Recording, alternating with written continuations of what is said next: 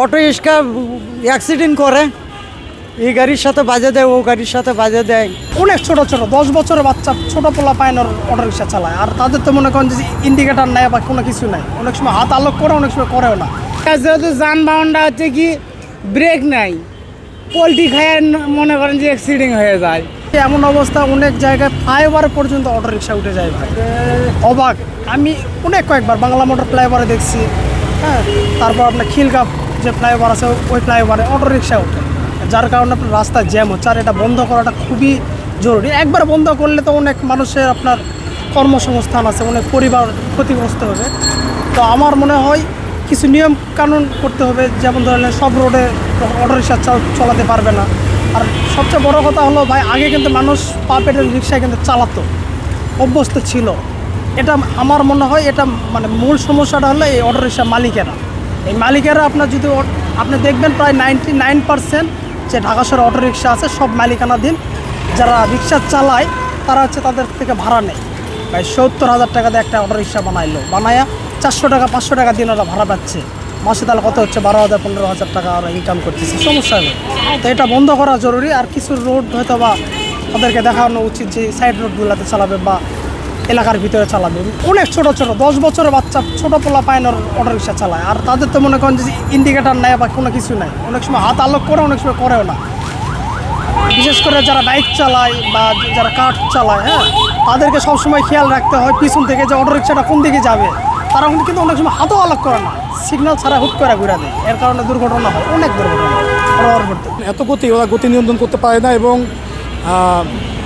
মানে হাত দিয়ে ওরা মানে ইচ্ছা মতন এই শহরটাকে ইচ্ছা মতন একদম বিপদমুক্তভাবে চলালে যে পায়ে যে প্যান্ডেল রিক্সা, সেটা অনেক নিরাপদ, এবং এটা কিন্তু একদম এই শহরের জন্য অনিরাপদ একটা যানবাহন। আমার মনে হয় এই শহর যদি সুন্দর যানমুক্ত করা এই গভর্নমেন্ট যদি লক্ষ্য থাকে, তাহলে অতিবিলম্বে এই অটো রিক্সা বন্ধ করা উচিত।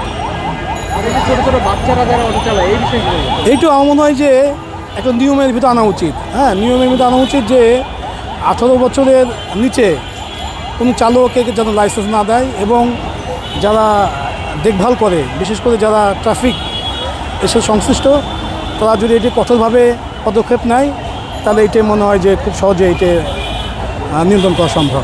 ব্যাটারি গাড়ি চালাতে বাংলা রিক্সার অসুবিধা, প্রাইভেট কারের অসুবিধা, যানবাহন সব গাড়িরই অসুবিধা, কিন্তু পুলিশের ও অসুবিধা।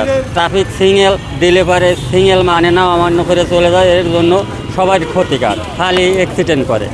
বন্ধ করলে লাভ সবারই হবে, ক্ষতিগুলো হবে না বাংলাদেশে। কারেন্টের ব্যবসায়, তারপরে এই যে রাস্তায় অ্যাক্সিডেন্টগুলো হইতেছে, এগুলো ক্ষতি না।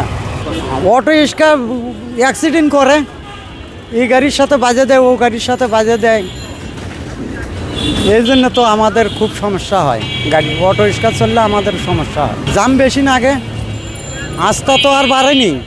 অটো রিক্সা মনে করেন এই যে 20 লাখে অটো রিক্সা আছে, আস্থা কি বাড়ছে, যার জন্যই তো জাম লাগে। ঝামেলা এটা তো অবৈধ, আগের থেকেই তো একটা লাইসেন্স গভর্নমেন্ট দেয়নি, এছাড়াও এটা তো ব্রেক নাই।